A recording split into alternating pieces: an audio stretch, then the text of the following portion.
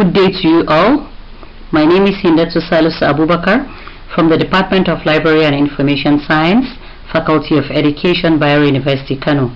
And I'm here to take you GSP 1202 and 2202, which is the use of library.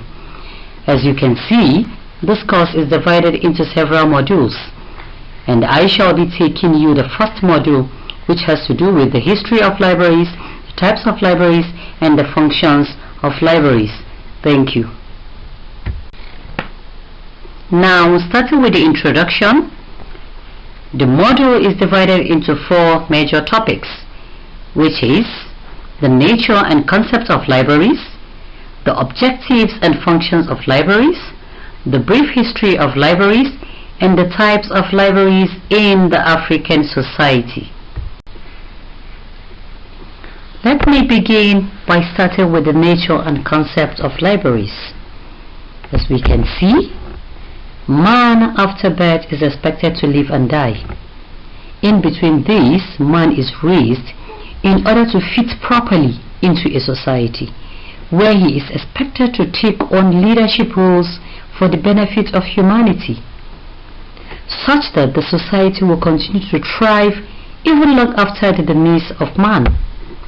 This implies that for every society to remain useful without facing the risk of extinction, there is an inevitable need to put in place various mechanisms that will ensure the continuous training and development of the young minds that will take over the affairs of the society, hence the establishment of institutions of learning. Universities are one of such institutions of learning, through which young individuals are developed mentally and intellectually to better fit into the larger society. Universities and other higher institutions of learning are simply breeding ground that employs the use of curriculum for the development of individuals into different fields of knowledge and areas of endeavor. For these universities, however, to achieve its objectives of teaching and learning and also research, libraries have been established to provide information resources and services needed to satisfy the information needs of the members of the society within the university community, which constitutes the students, the staff, and researchers. As such, these libraries are regarded as the heart of universities, as the function to service all the faculties and departments within the university system. More so, libraries achieve their objectives of providing information resources and services using both the print and non-print resources that have been logically organized into different classes of knowledge and indexes. And access points are provided for easy retrieval by the users. When we say print resources, these are the resources that are in print format, like our books, our journals, our magazines, or whatever means that are in print form are the print resources, while the non-print resources are the resources that are in non-print form. They are not in print form and are usually regarded as the audiovisual types of materials because they can be aired and they can be viewed also, like the TVs, the radios, the cameras, and so many other information resources that you could think of. As such, arranging or organizing these resources in a logical way ensures easy access of these library materials to the users. These resources are, however, manned by the library staff, whom are trained and professionally responsible for facilitating the provision of this information resources and services. When you look at this, it could be seen that the use of library module in the General Studies program have been designed to acquaint and familiarize all the newly admitted students with a comprehensive and detailed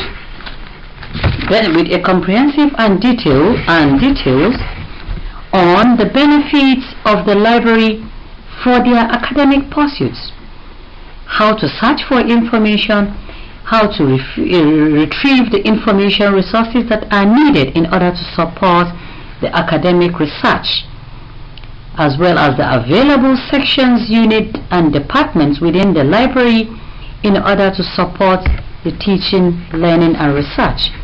And as a newly admitted student into the university, you are expected to identify and apply certain skills method that are taught in this GSP course. In achieving your studying objectives, it is worthy to know that just as individual personality varies from one person to another, so also the studying skill that best work for one student might not necessarily work for another student. However, irrespective of the type of studying skill you choose to apply in your academic pursuit, there are similarities in the tools to be applied in achieving your objectives, which is the information resources which are found in the libraries. And the central mission of a library is to collect, organize, preserve, and provide access to knowledge and information. And in order to fulfill this mission, libraries need to preserve a valuable record of culture that can be passed down to succeeding generations. These libraries are an essential link in this communication between the past, the present, and the future.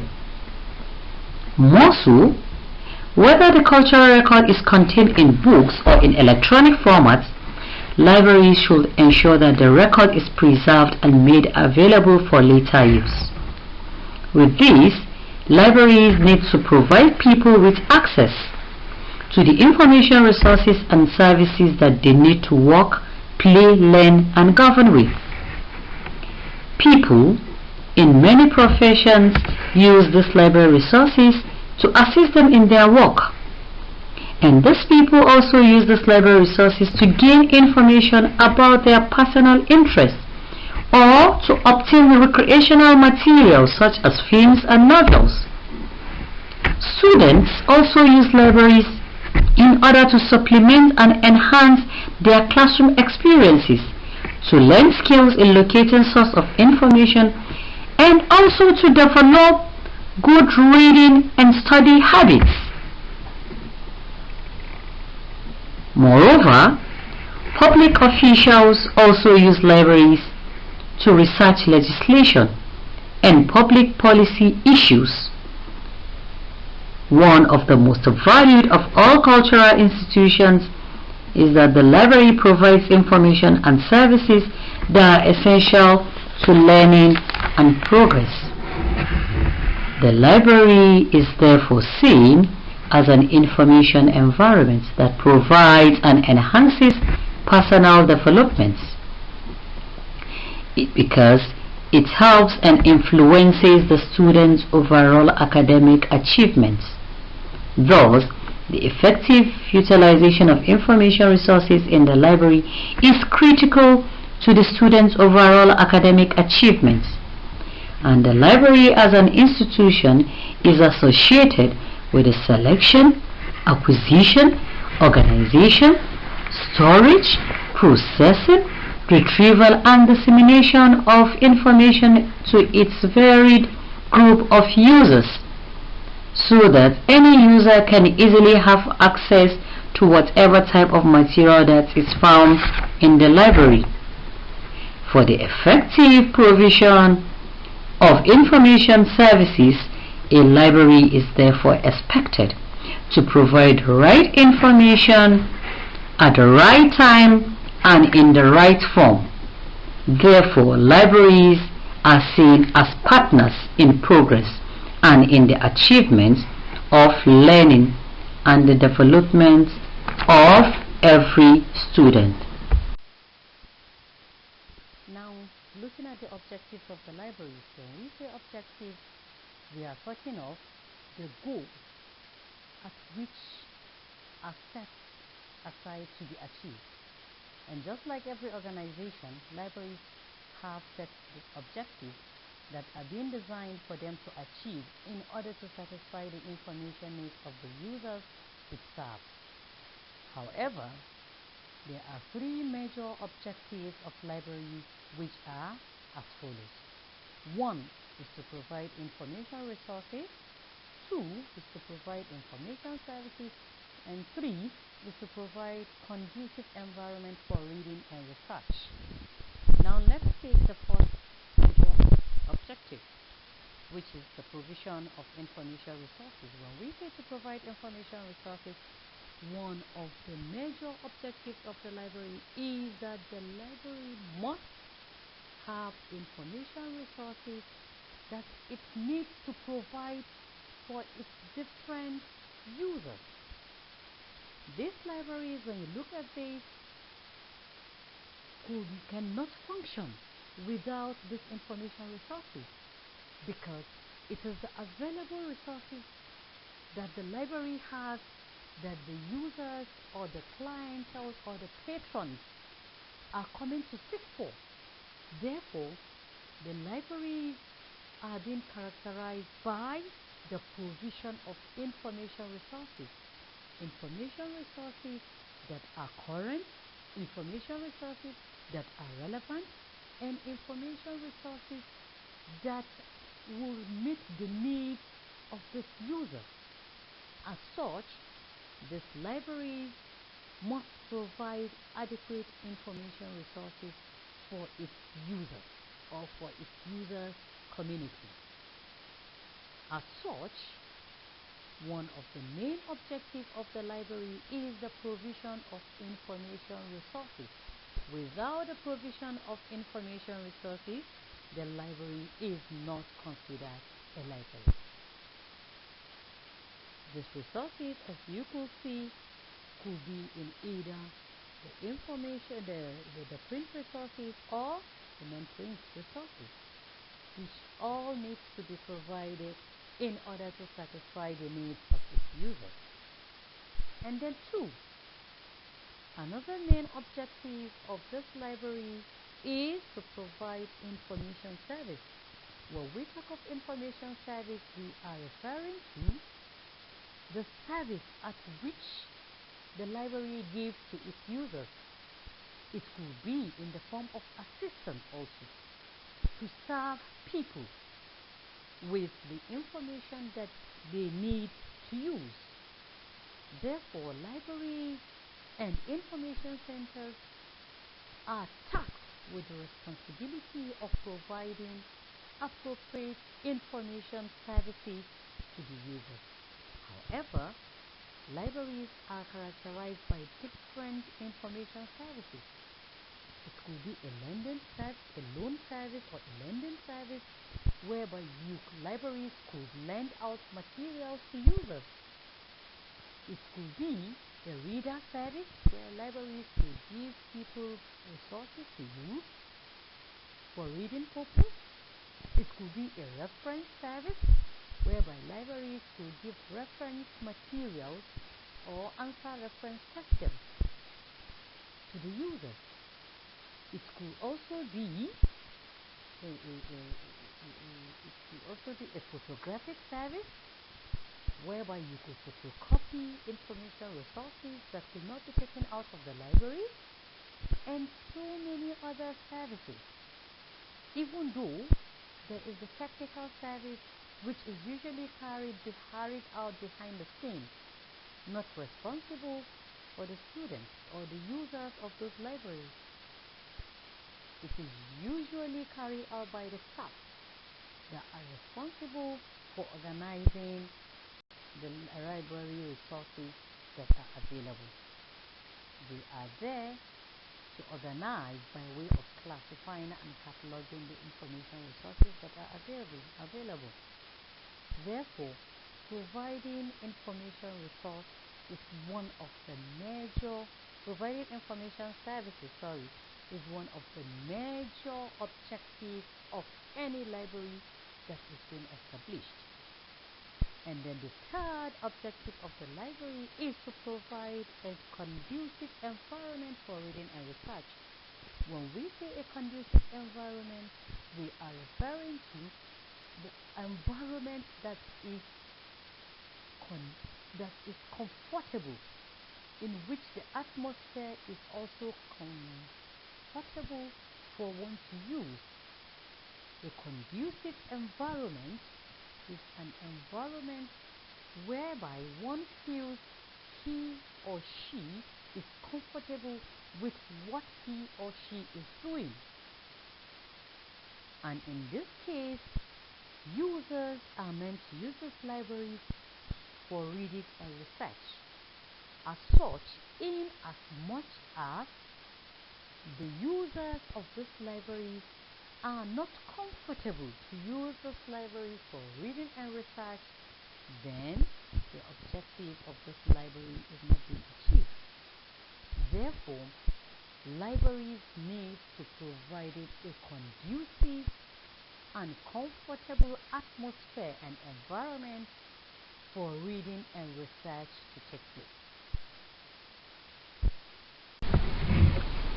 We've looked at the nature and concept of the libraries. We've looked at the objectives of the libraries. We therefore need to look at the functions of the libraries. And when we say functions of the libraries, we are referring to the tasks or the responsibilities that are associated with these libraries. There are various functions that are associated with the libraries, but the major functions of the libraries are identified as follows. One of the major functions of the library is the identification and selection of information resources. When we say identification and selection of information resources, we mean that it is expected that a library should be able to identify that this and this is what is most needed to be added in a particular library. One should be able to show, one should be able to locate the most relevant information resources that are needed to be included into the library resources that are available. And when we say selection, is all about you having a choice, making a choice and choosing the best that will best satisfy the information needs of users. Therefore, libraries are expected to take the responsibility of identifying and selecting the most relevant information resources that needs to be provided in the libraries. With this, libraries must select and develop relevant, current and useful information resources in order to satisfy the information needs of its various group of users, which consist of the students, the staff, and researchers emanating from these faculties and departments. This should, however, be done on a regular basis, and the provision of these resources should be such that are able to meet the information needs of these users. However, this selection must be carried out with care and order using the selection policy. In as much as the libraries are characterized by the use of the selection policy, then standard is being ensured, because with policies tend to guide you on the ways or methods and strategies in which one could be able to select what is most relevant for it. Therefore, libraries should follow the policy of selection so that they could get the best criteria to select the most appropriate resources that will best meet the information needs of the users. Another major function of the libraries is that of acquisition of the selected resources. Now remember, these libraries have been able to identify and select these resources. Now, these resources are being selected, but they have not been acquired to be taken to the library. When we say acquisition, we are talking of how to obtain that particular resources that had been selected. As such, acquisition is all about the ways or methods in which library resources could be acquired and added to the library collection. Therefore, after identification and selecting of these resources comes acquisition. Acquisition of information resources refers to the series of activities that this library undertake in order to make information resources readily available in the library. However, this acquisition could be through different means, ways or channels, which could be through purchase, exchange, gift, donations, legal deposit, internal generations, and many other means that one could be able to acquire resources. When we say purchase, it's all about you buying something in order to add to the collection. Therefore, libraries engage into buying information resources from either the markets, from the publishers, from vendors, from booksellers, or from wherever, in as much as it is being paid for, then it is being purchased. Another method that could be used in acquiring information resources is the issue of exchange. Exchange has to do with a form of trade by barter. It could be in the form of like cooperation, whereby one could give this in exchange of this. You give me this and I give you that. It's a means of exchange. Library resources can be given in form of exchange in order to add to the library collections. Gifts could also be given to these libraries by different individuals. Donations could also be given by different organizations in order to add to the library collection. Same also, legal deposit is also another method of acquisition, whereby materials that have been or works that have been published within a particular country is being deposited into the national library, and with these libraries are able to acquire information resources. And then internal generation is a means through which people within a particular organization publishes a particular article or material, and these people are expected to contribute their quota by giving this organization that they serve a copy of what they have published. As a result of that, acquisition of information resources is a major function of libraries. After we have identified and selected the information resources as well as acquired the information resources, then the libraries need to organize the information resources that are available in the library. These libraries must organize their information resources for easy access and use. As such, these library materials are organized based on an accepted scheme of classifying and cataloging of library materials. This gives the description of library materials, which should be put in the shelf list and on the online public access catalog, which is the OPAC. The description includes such information that is necessary to distinguish books from all other books, books from audiovisual materials and other materials, different editions of the same work, and should include its scope, its contents, and bibliographic relationship. The basis for description is the title page of the book and whatever information that can be gathered from the examination of these library materials. As such, a well-organized library collection provides easy access and retrieval of these materials. Therefore, classifying and cataloging are the most indispensable work in the library, which will go a long way together. And while a library's classification is a system of knowledge organization by which library resources are arranged and ordered systematically in line with the classification scheme, the purpose of cataloging is to identify the book and to distinguish from all other library resources.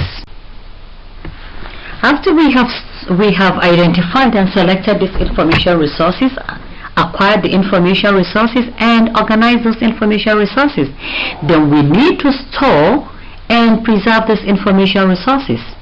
So one of the major function or the fourth function of the libraries is the storage and preservation of information resources.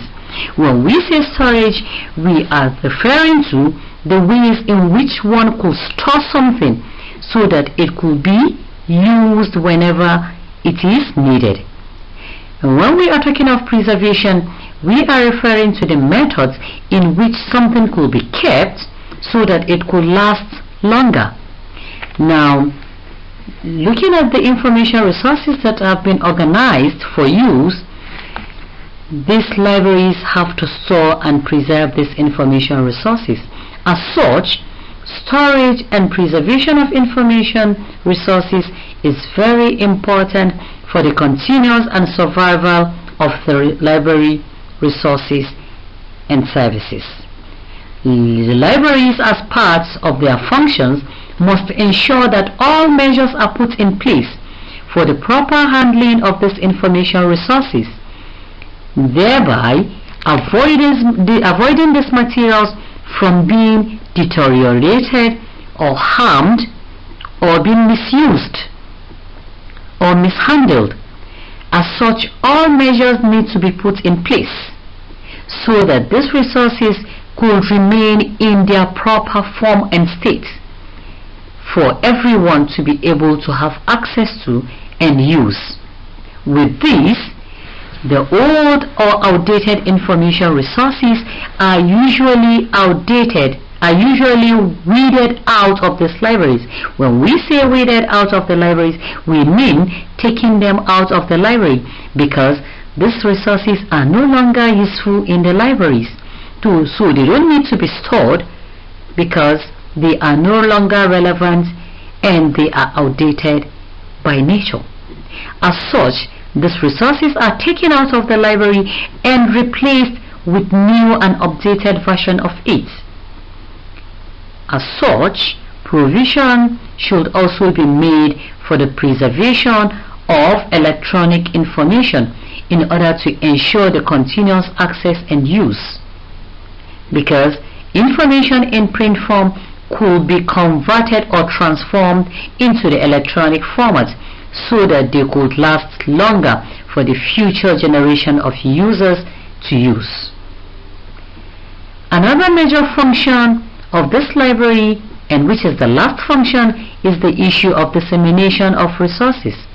Now, we have been able to store and preserve these resources so that they could last longer for everyone to use, no matter the length of time. Now, the issue is how to give out these information resources that are readily available. This has to do with the issue of dissemination of the resources. So dissemination of these resources is all about sharing or giving out these information resources to the varied group of users that want to make use of it.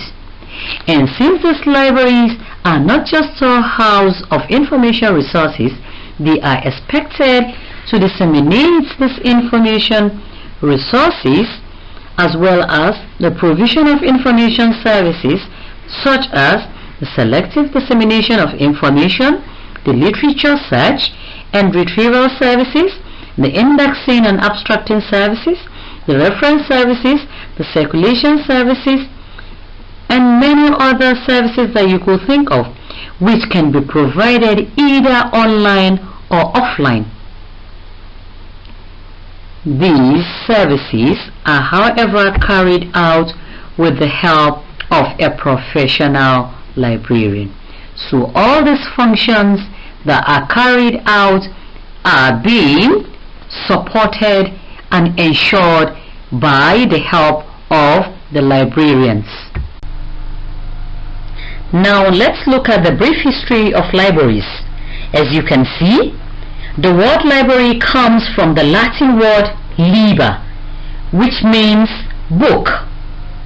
However, library collections have almost always contained a variety of materials, and contemporary libraries maintain collections that include not only printed materials such as manuscripts, books, newspapers and magazines, but also art reproductions, films, sounds and video recordings, maps, photographs, microfiche, and other media that you could think of.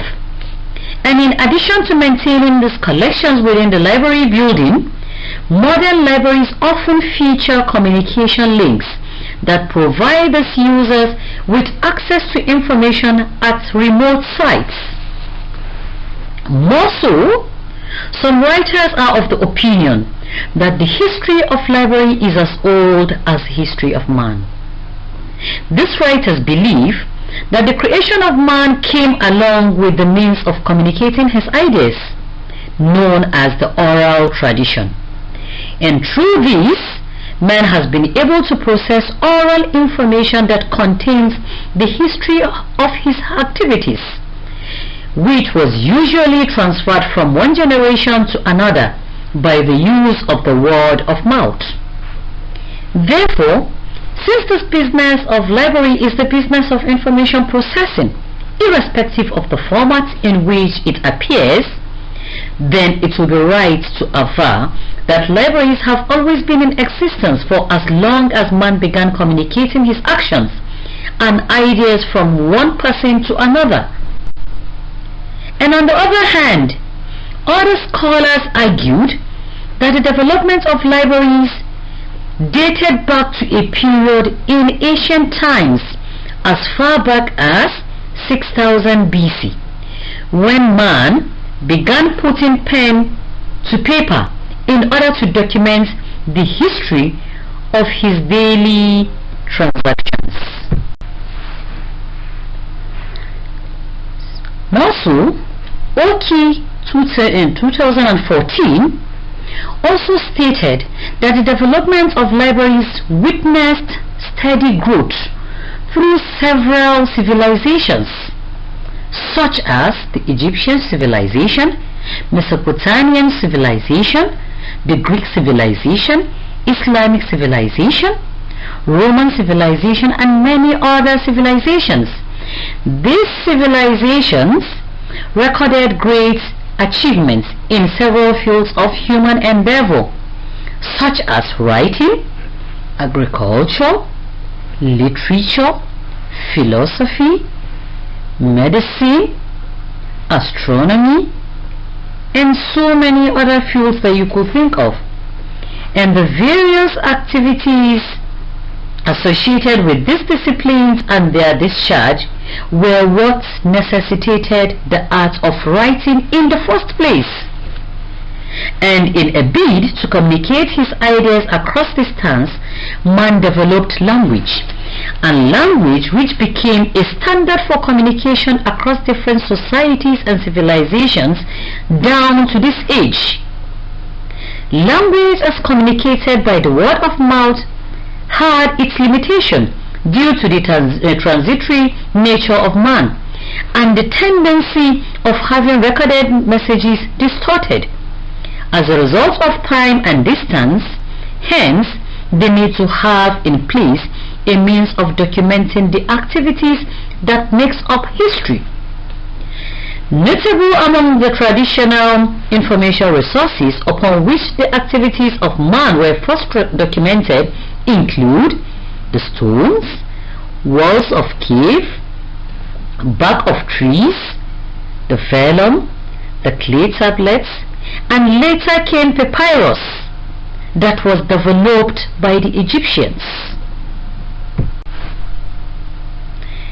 The Greeks also used papyrus that was brought to them from Egypt by the Phoenician traders alongside wax.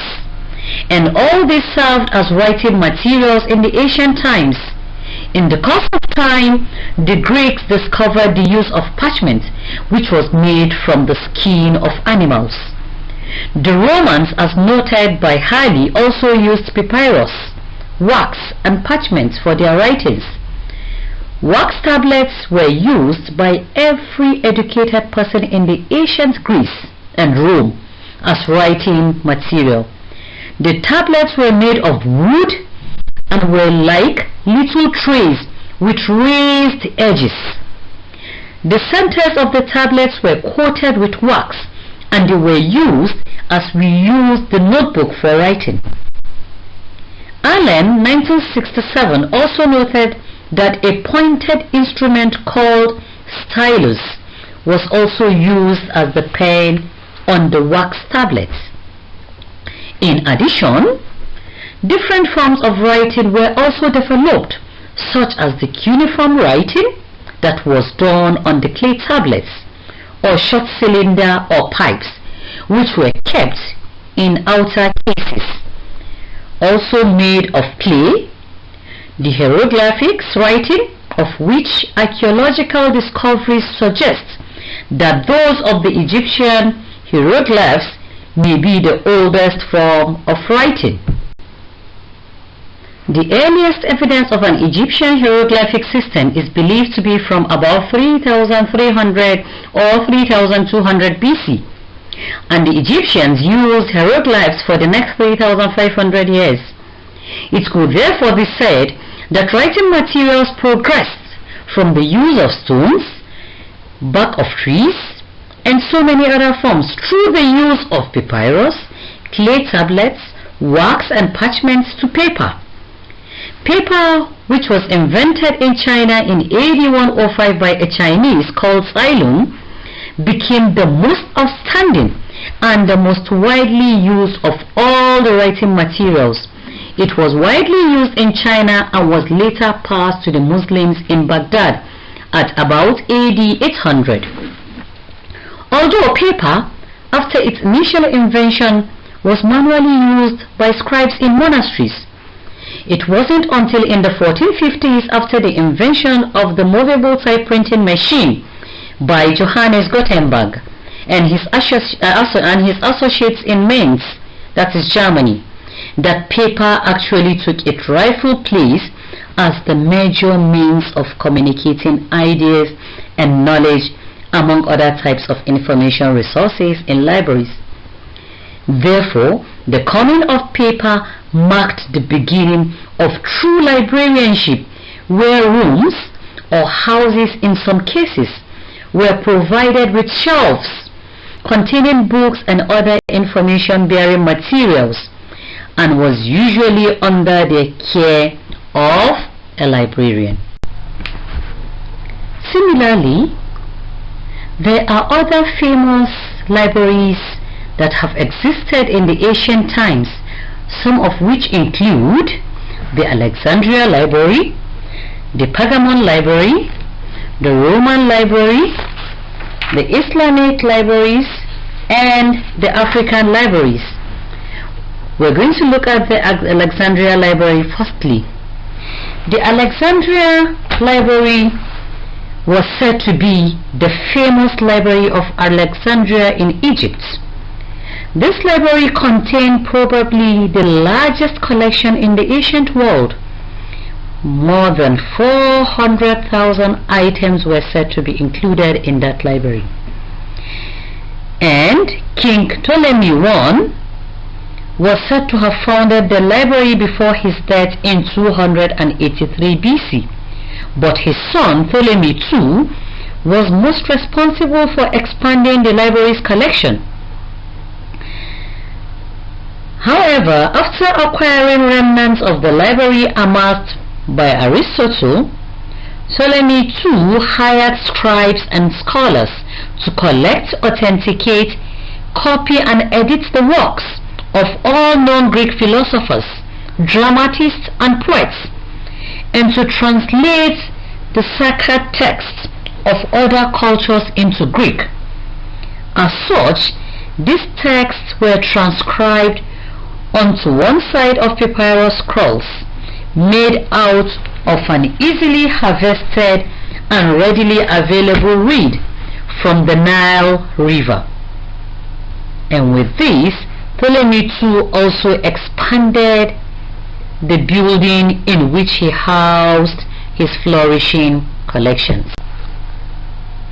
Another library that existed in the ancient time is referred to as the Pergamum Library. Pergamum or Pergamon is one of the great cities founded by Alexander the Great King during his conquests. It also became a very great center for learning, which was situated in Western Asia, now Turkey. And many scholars came there to study and teach. And for hundreds of years, the only library to rival the Library of Alexandria in the size and scope of its collection was the library in the kingdom of Pergamum.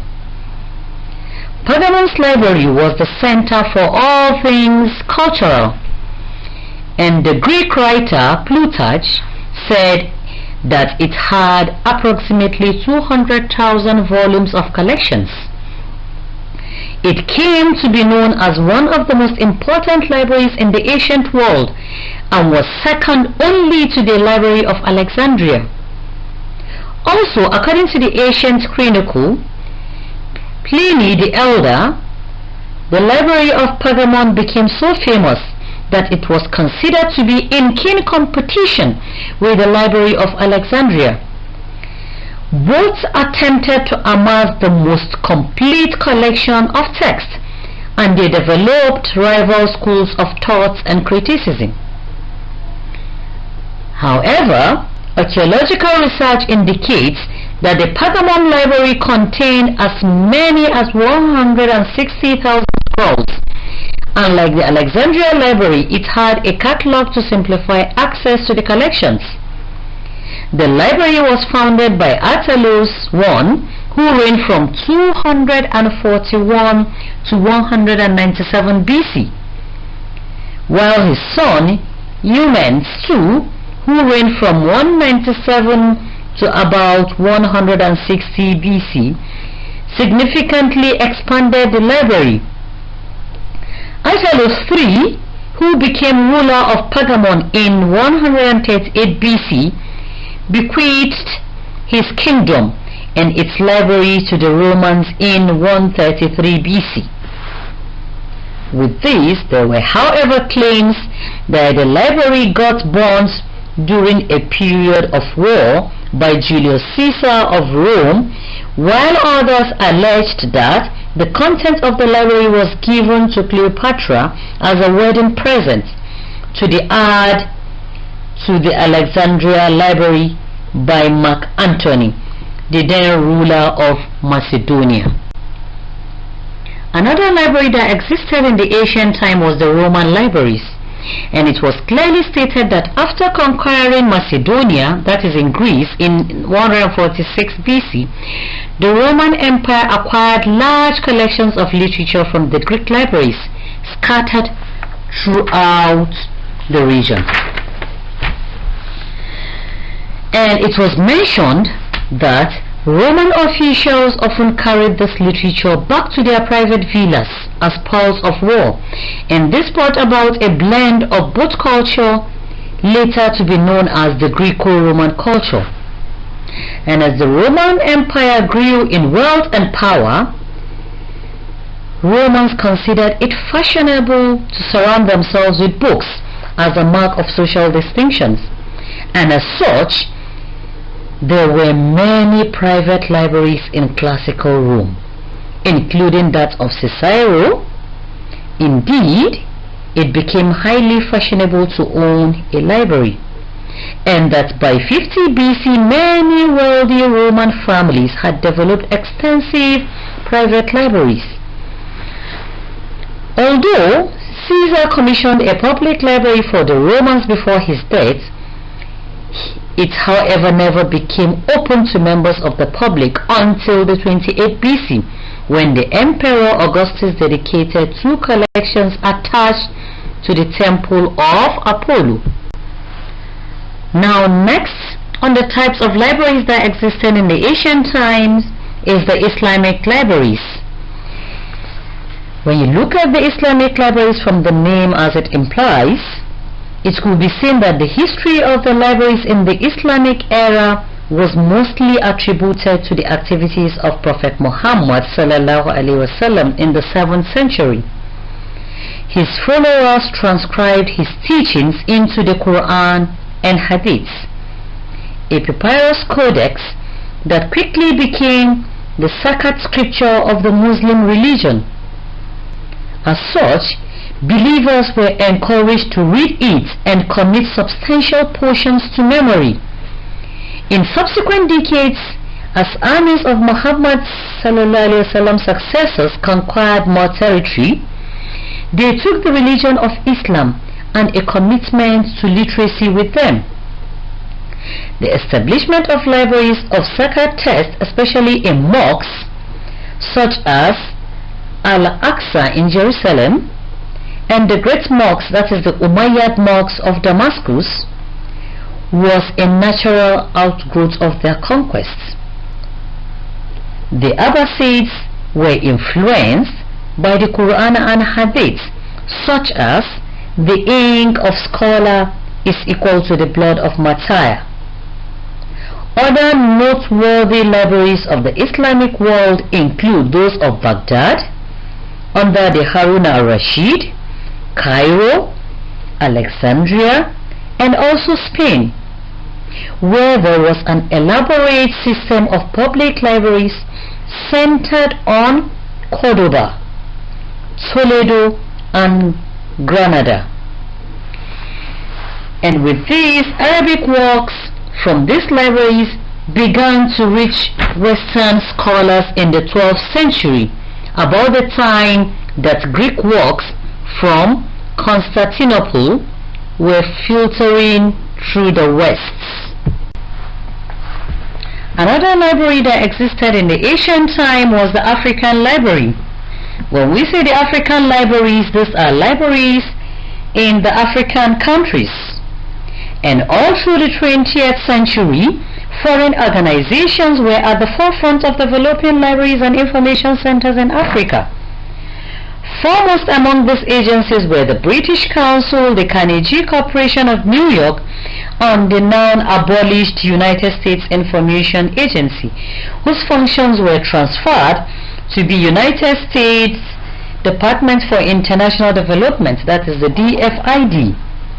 This was also the reason why before the coming of independence to most African countries in the 50s, 60s and 70s, most African libraries were modeled onto those of France, Britain and Portugal. Although the development of these libraries were done along regional lines, their contributions spread across different African countries such as South Africa, Ghana, Nigeria, Kenya, Gabon, Sierra Leone and a host of others. The development of libraries in Nigeria can however be linked to the activities of the British colonialists through the missionaries as well as the Islamic scholars that came in through the southern and northern parts of the country respectively. The British, after the balkanization of the African continent, found their way to the western parts of Africa, as mentioned by Agolu and Agolu 2002. These also witnessed the arrival of missionaries in Nigeria in the 1840s, and they controlled 99% of all schools, and of which over 97% of all students in Nigeria were attending missionary schools.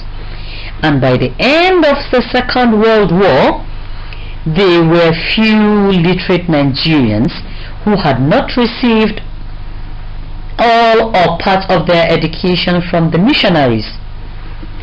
Now down to the period after independence, the missionaries still had good control of so many schools in Nigeria, and it was reported that libraries were attached to some of the schools, hence the beginning of school libraries. More so, the British colonialists also contributed in the development of other forms of libraries in Nigeria, such as the public library that initially started as the Lagos Book Club and was later developed with a grant of about $6,000 from the Carnegie Corporation of New York. And subsequently, with the coming of the Second World War, the British councils, as part of their efforts, opened reading rooms in Enugu, Ibadan and Kaduna, which were the headquarters of the then East, West and Northern region of Nigeria respectively. These reading rooms were later metamorphosed to become the beginning of public library services in their respective regions. In addition, Islamic scholars, as reported, came into the country as a result of their trading activities and the development of Islamic learning centers in the northern Nigeria, which were the extension of the Timbuktu Center of Learning. These Islamic centers were developed with the support of prominent Islamic scholars like Sheikh Usman Dan Fodio and his brother Abdullah bin Fodio, as well as his son Muhammad Bello. Their personal collections, which were mainly in the area of Islamic religion and jurisprudence, literature, grammar, etc., culminated into the development of many personal collections that could be called the private libraries. In a nutshell, government agencies that were also established during the colonial era, like the banks, the courts, the armed forces, the paramilitary institutions like the prisons, the customs and immigrations, agricultural and industrial units, etc., the functions of which were found to be more effective through library services. The activities these organizations have led to the development of the special libraries and other types of libraries within the Nigerian society. Now let's move to the different types of libraries in the Nigerian society. As we can see that for one to be able to identify and describe libraries and information centers in the Nigerian society, there are certain factors that need to be taken into consideration. One of this factor is the pattern of service to be rendered. Another factor is the nature of the collection. And the third factor is the users of the library. So in as much as one is going to provide services to whoever is going to use this library, or whoever is going to provide services to the library clientele, he has to consider these factors. In line with this, there are 6 major types of libraries that exist in the Nigerian society. These libraries are the special libraries, the public libraries, the national libraries, the school libraries, the private libraries, and the academic libraries. Now let's start with the special libraries. From the name, as you can see, special libraries are special in nature. These libraries are information centers that are established to cater for the information needs of special organizations. And these libraries can be called special when they are characterized by the following. 1. In as much as the collection is specialized in nature, then it is a special library because it specializes, or the collections in that library specializes in certain area. As such, it is characterized by known as a special library. Another characteristic of a special library is that the special library serves a specialized body of users. By this we mean that the people or the users that are using this library are specialized in nature because they have a specific role that they play, and all their services are geared towards their areas of specialization. Similarly, it should be such that it has staff with specialized training in a particular subject matter and methodology, which shows that those that are responsible for providing the services of the special libraries should be such that is a professional in that area or have been able to undergo different trainings based on the area that this library is meant to serve. As such, in as much as the staff has a specialized training in that particular subject matter, then it is considered a special library. Another characteristic of the special library is that the special library offers specialized and usually personalized service. With this, we could understand that the kinds of services provided in special libraries are special in nature. They are special because they are unique and are meant to serve only that place.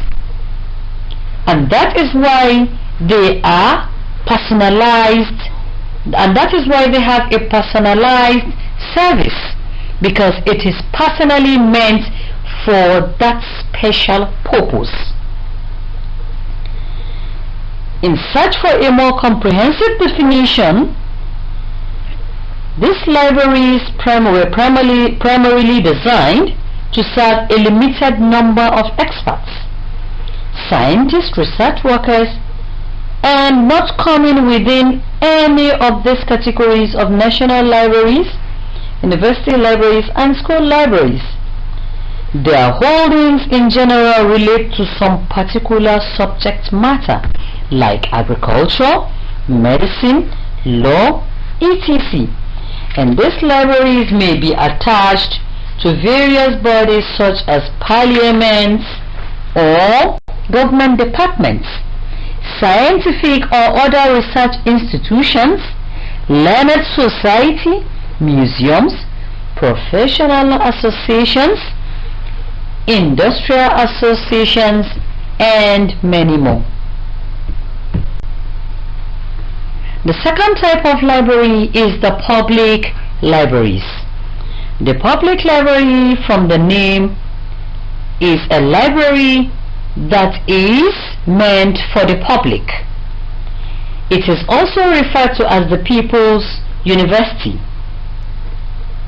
And as such, public libraries have been defined as an organization established, supported, and funded by the community, either through local, regional, or national government, or through some forms of community organizations.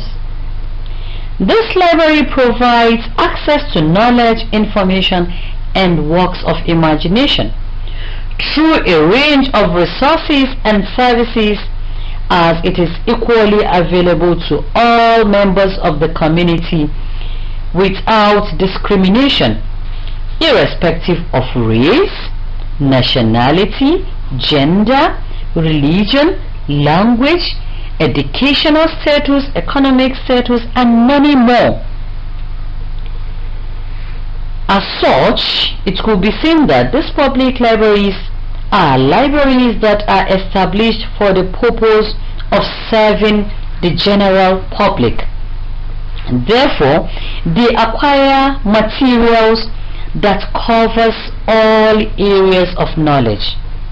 In other words, the resources found in most public libraries are usually acquired to at least meets the information requirements of every profession and activities within a society. In Nigeria, for example, public libraries are usually established and managed by the individual government of that state in order to provide the information needs of their people.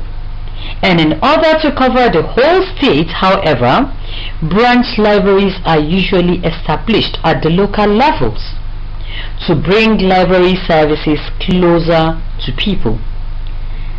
The services of public libraries are usually directly concerned with the public, and they include the lending and reference services to adults and even children, while the users of public libraries are expected to be registered members before they could enjoy the liberty to borrow any material out of the library. Another type of library is the National Library. These national libraries have been developed in order to contribute their own quota to education, to information, to preservation of knowledge and scholarship. And unlike other libraries, there have been no any standard definition of a national library. But however, it could be described from the functions that it performs, because a national library is that which its functions are not limited to, but includes compiling and maintaining a nation's comprehensive national bibliography, serving as a depository center for all information published within or outside the nation, and it relates to the nation or by nationals. The Copyright Office for all publications made within a national, as well as acquires, assembles and preserves for use of the nation's intellectual output in all spheres of human endeavor. One could see that the National Library is mainly concerned with compiling national bibliographies, and it is also characterized by the function of serving as a depository center, whereby all information that are published within the country or outside the country but related to the country are deposited in the National Library of Nigeria, for example. A National Library can also be seen or referred to as the public library because it offers all the services of a public in addition to its own peculiar. Now moving to the next library is the school libraries. The school libraries are simply those libraries that are usually found in the lower institutions of learning, such as in primary and secondary schools. They differ from the academic libraries, and that their collection cover mostly areas that are geared towards the improvement and development of the young mind. It can also be seen as the part of the school where a collection of books, magazines, newspapers, study kits and so many other information-bearing resources are housed for use by the teachers and pupils of that particular school. Even though in recent times the person usually in charge of the school library goes by different names. He could be called a school librarian or a teacher librarian. Now when you look at this, we seem to understand that these libraries are the libraries that are usually meant for children and adolescents, because they are libraries that are meant to serve the information needs of these young minds in order to improve their learning, in order to improve and ensure their educational attainment and the achievements of all, for the achievements of all. The private libraries are also types of libraries that are found in Nigerian societies. These private libraries are libraries that are mostly owned and sponsored by individuals or families. In other words, they are private individual collections designed and maintained by individuals, by personalities and families for their exclusive use. However, such usage may be extended to friends and others by owners of such libraries. And the private collections of some famous personalities in Nigeria formed the nucleus of some major libraries in Nigeria. Now, one of the famous library is the Mumbai House Library, which contained the collections of the late politician and elder statesman Malan Aminu Kano. May his soul rest in peace. Also, the collection of Henry Carr after his death in 1945 was purchased by the Nigerian government to form the nucleus of the University College Ibadan Library, now the University of Ibadan. Similarly, the services of private libraries are more restricted than any other type of libraries because most of them remain unknown until after the death of the owner, while others remain unknown even after the death of the owner. And the regulations of the use of these libraries entirely depends on the owner, so also the types of materials and areas of knowledge to be covered. The last major type of library that is found in Nigerian society is the academic library. From the word academic, you know that these libraries are usually found in the academic environments. The term academic library is used to describe all libraries found in the institutions of higher learning, such as colleges of education, polytechnic, universities, and other related institutions. These academic libraries select, acquire, organize, and preserve the available resources for teaching, learning, and research activities. However, academic libraries are at the forefront of providing information services to their respective communities, which comprises of the students, the lecturers, and researchers, in order to support their teaching, learning, and research needs. And a lot of scholars have emphasized on the crucial role of academic libraries in research and scholarship in institutions of higher learning. Many a times, or in most cases, academic libraries are referred to as the heart or nerve centers of institutions of higher learning, where most academic activities revolves. These academic libraries go by different names depending on the objective of the parent organizations funding its activities. Now, while it is called institute or college library in some institutes and colleges of education like the federal or state colleges of education in Nigeria, those in the universities are referred to as university libraries.